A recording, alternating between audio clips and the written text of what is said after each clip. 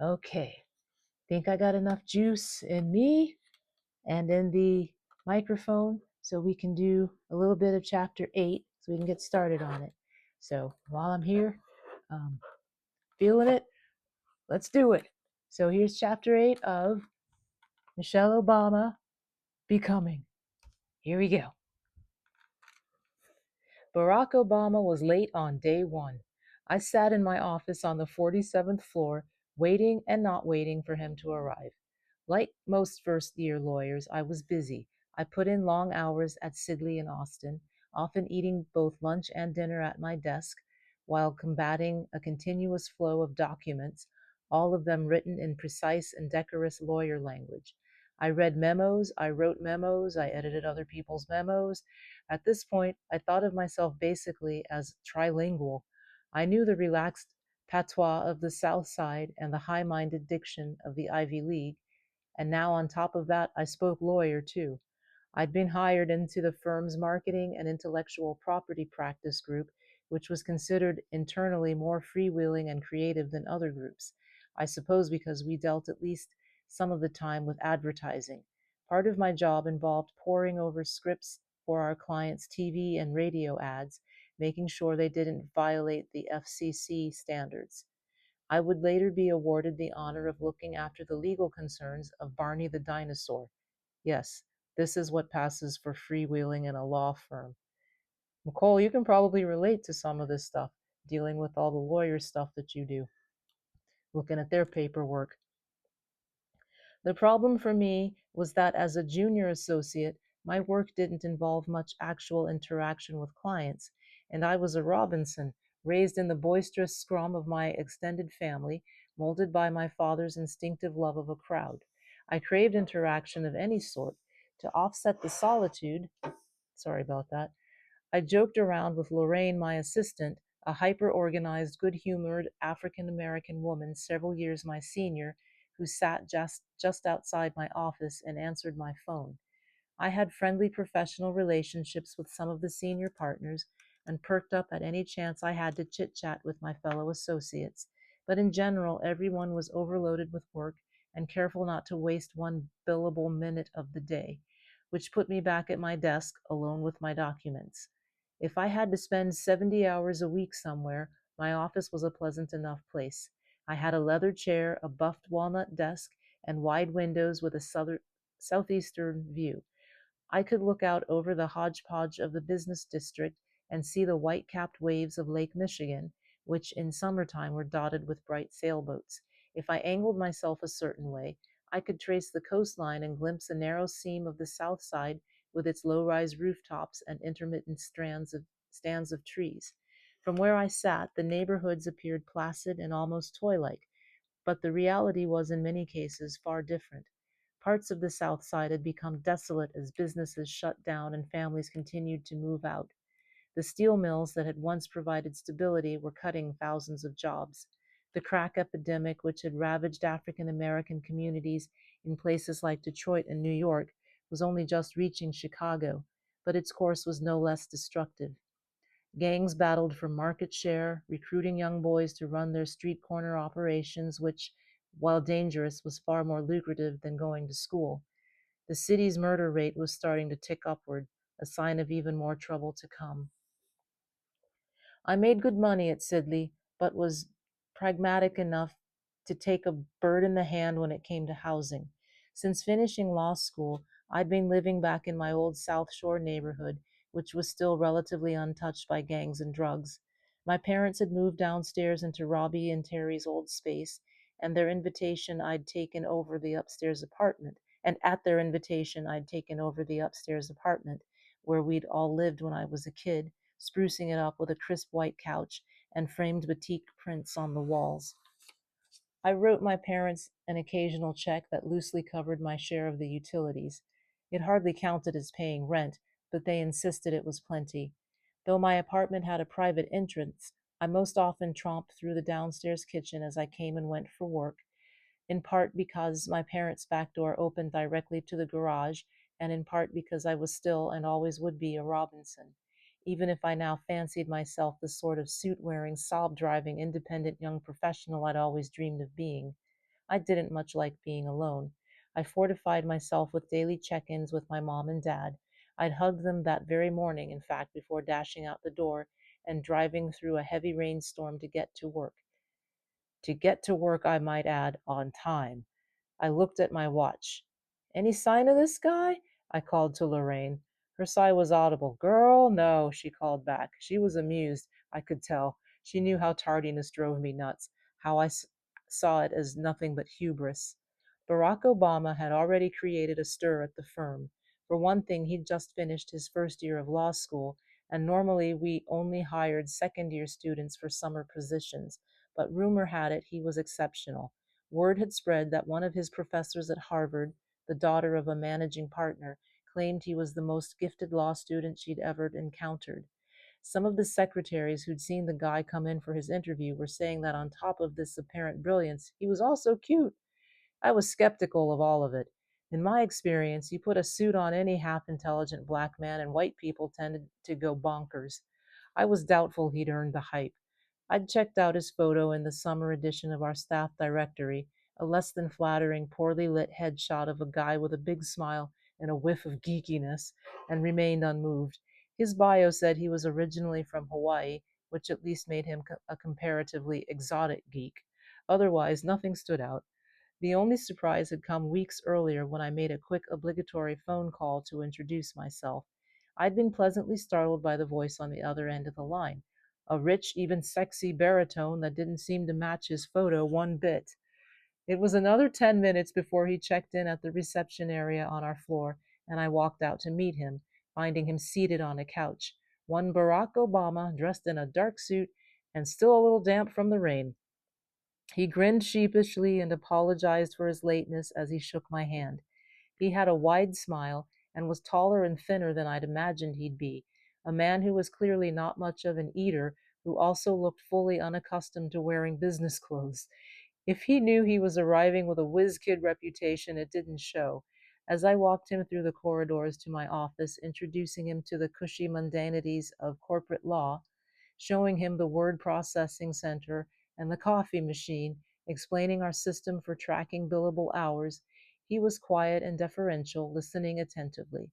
After about 20 minutes, I delivered him to the senior partner who'd be his actual supervisor for the summer and went back to my desk. Later that day, I took Barack to lunch at the fancy restaurant on the first floor of our office building, a place packed with well groomed bankers and lawyers, power lunching over meals priced like dinners. This was the boon of having a summer associate to advise.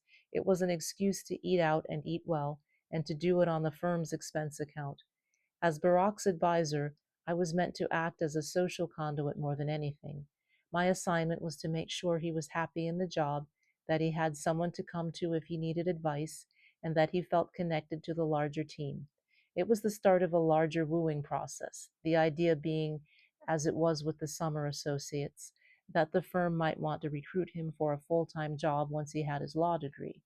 Very quickly, I realized that Barack would need little in the way of advice. He was 3 years older than I was, about to turn 28. Unlike me, he'd worked for several years after finishing his undergrad degree at Columbia before moving on to law school. What struck me was how assured he seemed of his own direction in life. He was oddly free from doubt, though at first glance it was hard to understand why. Dang. Compared with my own lockstep march towards success, the direct arrow shot of my trajectory from Princeton to Harvard to my desk on the 47th floor, Barack's path was an improvisational zigzag through disparate worlds. I learned over lunch that he was in every sense a hybrid, the son of a black Kenyan father and a white mother from Kansas whose marriage had been both youthful and short lived. He'd been born and raised in Honolulu, but had spent 4 years of his childhood flying kites and catching crickets in Indonesia. After high school, he'd passed 2 relatively laid back years as a student at Occidental College in Los Angeles before transferring to Columbia, where, by his own account, he'd behaved nothing like a college boy set loose in 1980s Manhattan, and instead lived like a 16th century mountain hermit, reading lofty works of literature and philosophy in a grimy apartment on 109th Street, writing bad poetry and fasting on Sundays. We laughed about all of it, swapping stories about our backgrounds and what led us to law. Barack was serious without being self serious. He was breezy in his manner, but powerful in his mind. It was a strange, stirring combination. Surprising to me, too, was how well he knew Chicago. Barack was the first person I'd met at Sidley who had spent time in the barber shops, barbecue joints, and Bible thumping black parishes of the far South Side. Before going to law school, he'd worked in Chicago for 3 years as a community organizer, earning $12,000 a year from a nonprofit that bound together a coalition of churches. His task was to help rebuild neighborhoods and bring back jobs. As he described it, it had been two parts frustration to one part reward. He'd spend weeks planning a community meeting only to have a dozen people show up. His efforts were scoffed at by union leaders and picked apart by black folks and white folks alike. Yet over time, he'd won a few incremental victories, and that seemed to encourage him. He was in law school, he explained, because grassroots organizing had shown him that meaningful societal change required not just the work of the people on the ground, but stronger policies and governmental action as well. Despite my resistance to the hype that had preceded him, I found myself admiring Barack for both his self assuredness and his earnest demeanor. He was refreshing, unconventional, and weirdly elegant. There's some words you don't see together, weirdly elegant. Not once, though, did I think about him as someone I'd want to date. For one thing, I was his mentor at the firm. I'd also recently sworn off dating altogether, too consumed with work to put any effort into it. And finally, appallingly, at the end of lunch, Barack lit a cigarette, which would have been enough to snuff my interest if I'd had any to begin with. He would be, I thought to myself, a good summer mentee. Over the next couple of weeks, we fell into a kind of routine. In the late afternoon, Barack would wander down the hall and flop onto one of the chairs in my office as if he'd known me for years. Sometimes it felt as if he had. Our banter was easy, our mindsets alike.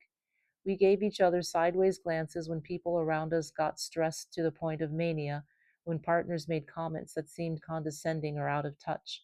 What was unspoken but obvious was that he was a brother, and in our office, which employed more than 400 lawyers, only about 5 full-time attorneys were African American. Our pull toward each other was evident and easy to understand. Barack bore no resemblance to the typical eager beaver summer associate, as I myself had been 2 years earlier at Sidley, networking furiously and anxiously wondering whether a golden ticket job offer was coming. He sauntered around with calm detachment, which seemed only to increase his appeal. Inside the firm, his reputation was continuing to grow. Already he was being asked to sit in on high level partner meetings. Already he was being pressed to give input on whatever issues were under discussion. At some point early in the summer, he pumped out a 30-page memo about corporate governance that was evidently so thorough and cogent it became instantly legendary. Who was this guy? Everyone seemed intrigued.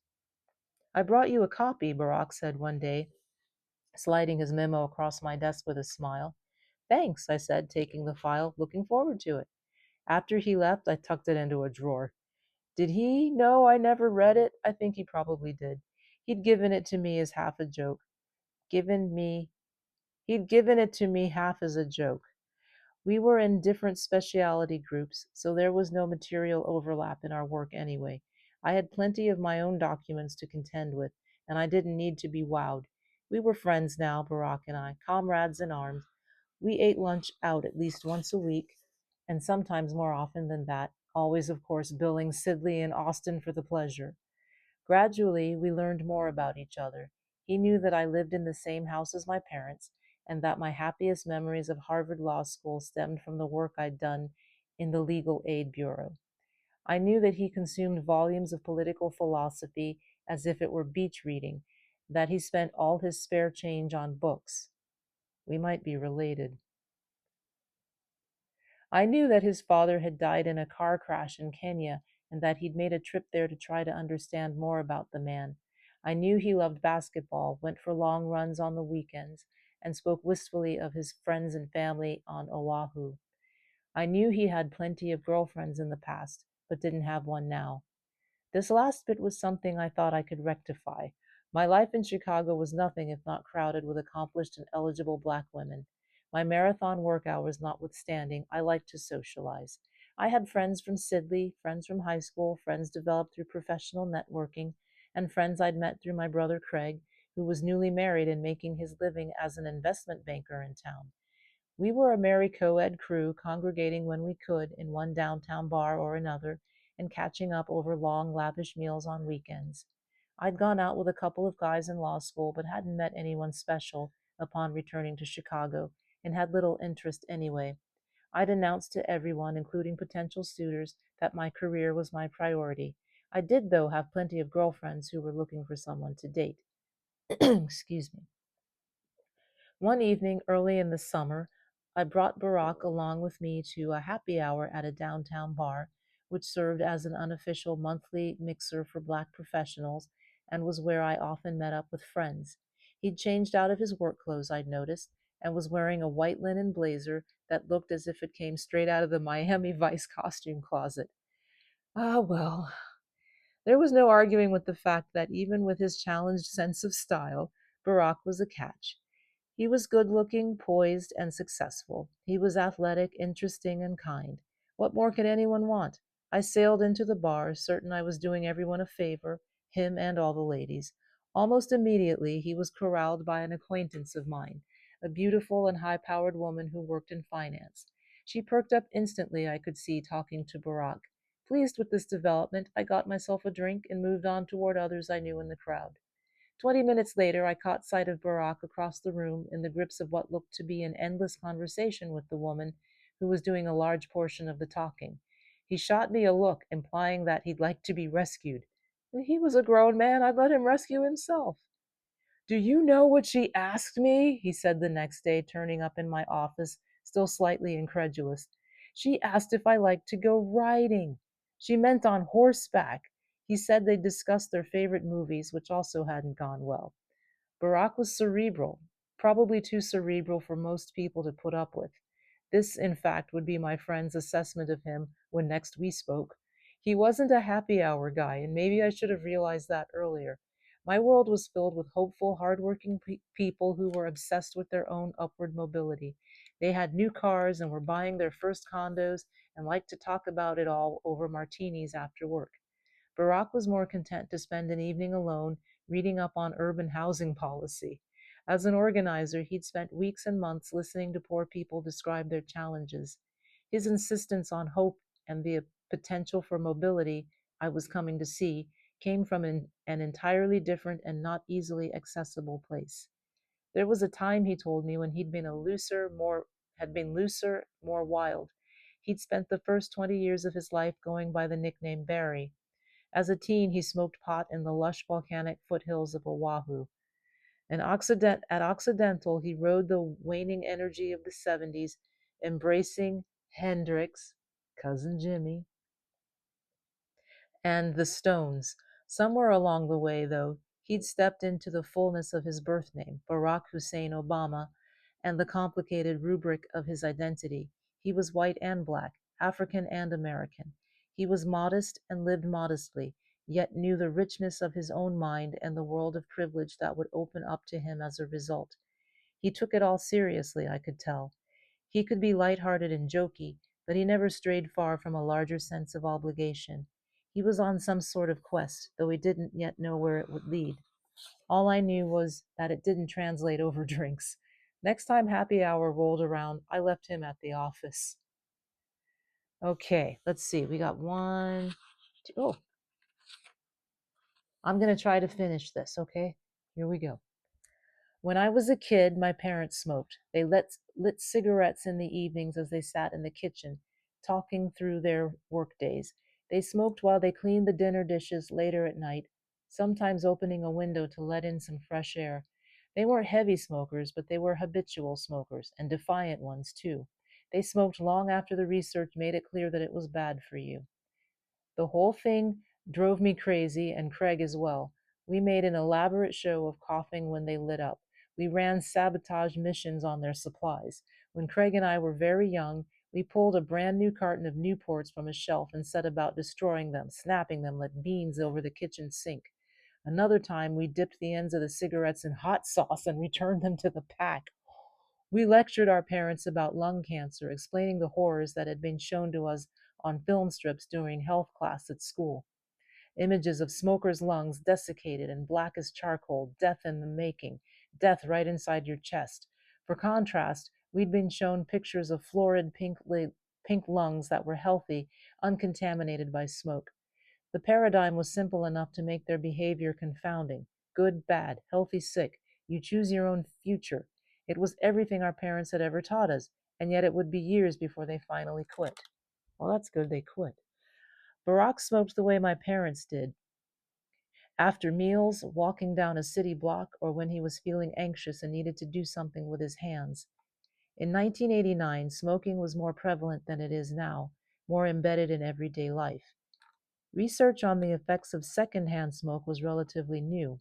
People smoked in restaurants, offices, and airports, but still, I'd seen the film strips. To me, and to every sensible person I knew, smoking was pure self destruction. Barack knew exactly how I felt about it. Our friendship was built on a plain spoken candor that I think we both enjoyed. Why would someone as smart as you do something as dumb as that? I'd blurted on the very first day we met, watching him cap off our lunch with a smoke. It was an honest question. As I recall, he just shrugged, acknowledging that I was right. There was no fight to be put up, no finer point to be argued. Smoking was the one topic where Barack's logic seemed to leave him altogether. Whether I was going to admit it or not, though, something between us had started to change. On days when we were too busy to check in face to face, I found myself wondering what he'd been up to. I talked myself out of being disappointed when he didn't surface in my office doorway. I talked myself out of being too excited when he did. I had feelings for the guy, but they were latent, buried deep beneath my resolve to keep my life and my career tidy and forward focused, free from any drama. My annual reviews at work were solid. I was on track to become an equity partner at Sidley and Austin, probably before I hit 32. It was everything I wanted, or so I was trying to convince myself. I might have been ignoring whatever was growing between us, but he wasn't. I think we should go out, Barack announced one afternoon as we sat finishing a meal. What, you and me? I feigned shock that he even considered it a possibility. I told you I don't date, and I'm your advisor. He gave a wry laugh. Like that counts for anything. You're not my boss, and you're pretty cute. Barack had a smile that seemed to stretch the whole width of his face. He was a deadly combination of smooth and reasonable. More than once in the coming days, he laid out the evidence for why we should be going out. We were compatible, we made each other laugh, we were both available, and furthermore, we confessed to being almost immediately uninterested in anyone else we met. Nobody at the firm, he argued, would care if we dated. In fact, maybe it would be seen as a positive. He presumed that the partners wanted him to come work for them eventually. If he and I were an item, it would improve the odds of his committing. You mean like I'm some sort of bait? I said, laughing. You flatter yourself. Over the course of the summer, the firm organized a series of events and outings for its associates, sending around sign up sheets for anyone who wanted to go. One was a weeknight performance of Les Miserables at a theater not far from the office. I put us on the list for 2 tickets, which was standard behavior for a junior associate advisor and her summer associate charge. We were supposed to be attending firm functions together. I was supposed to be ensuring that his experience with Sidley and Austin was bright and positive. That was the whole point.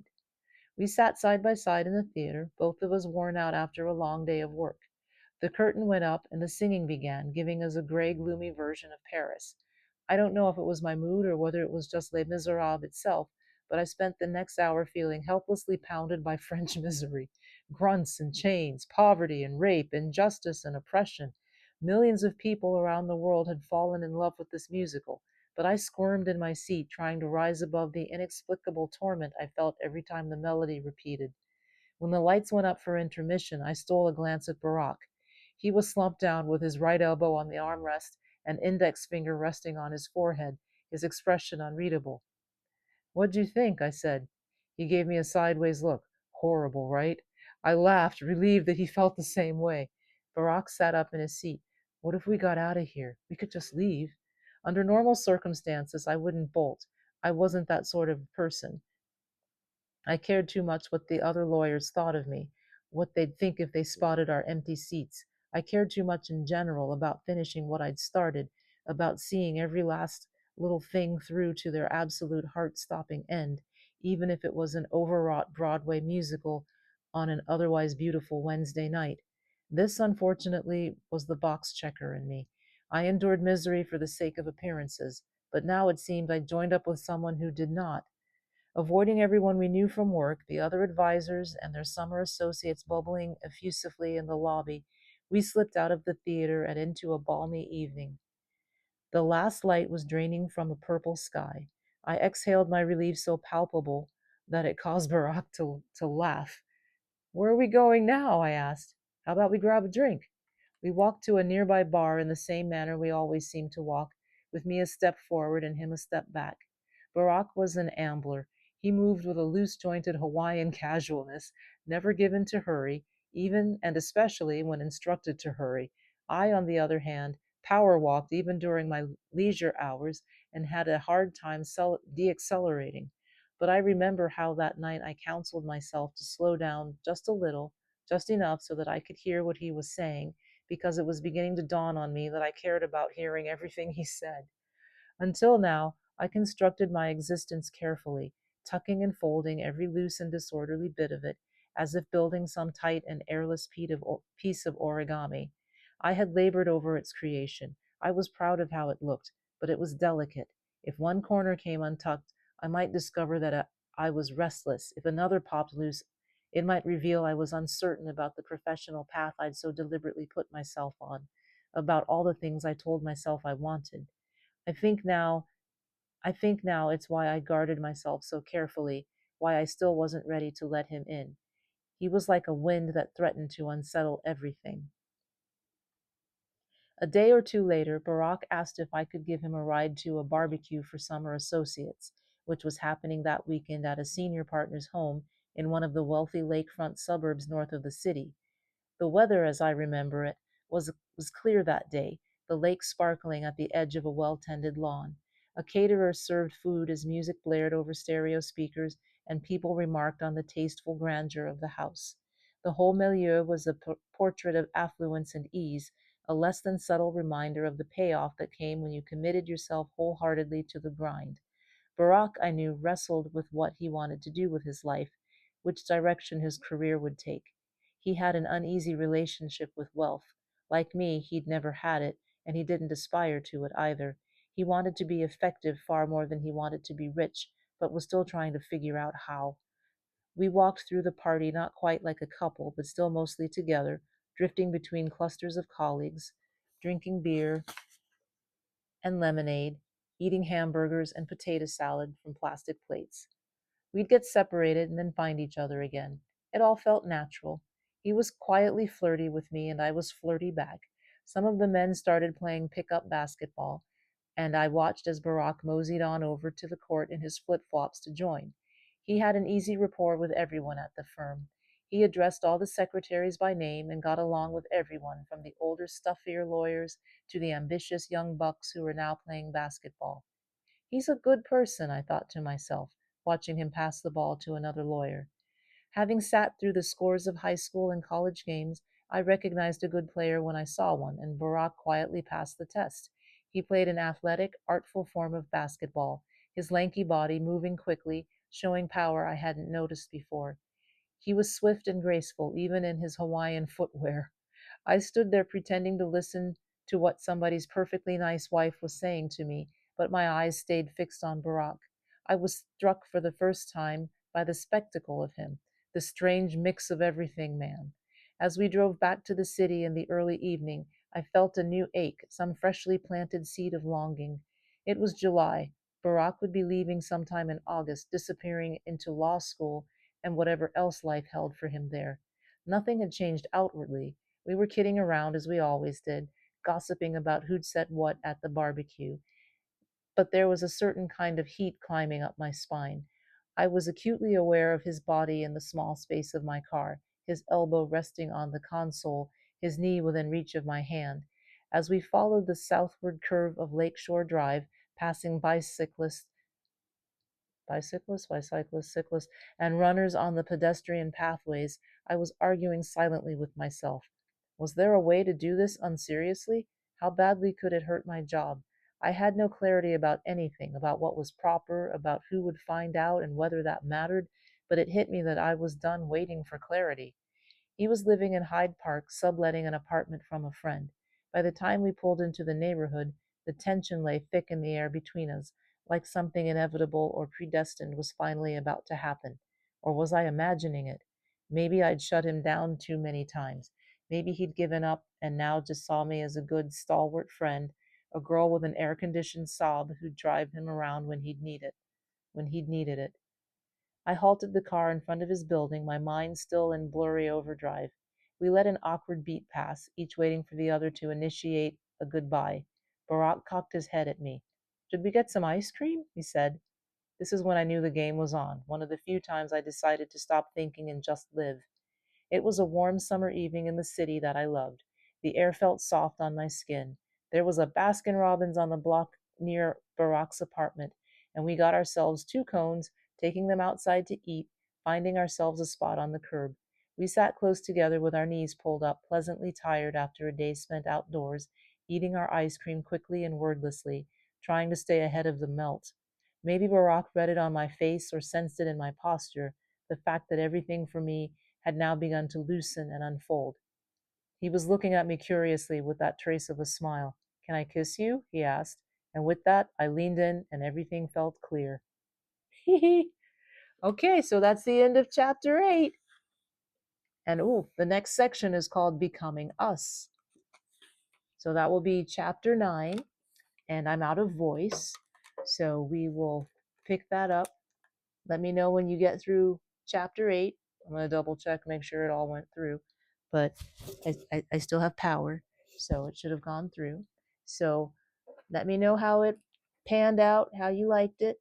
And we will continue with chapter 9 of Michelle Obama Becoming. So, okay, everybody. Hope you liked it. Nighty night. Love you. We'll do this again soon. Well, actually, I get to talk to you tomorrow. Haha. Okay. See you. Talk to you tomorrow. See you later. Bye bye.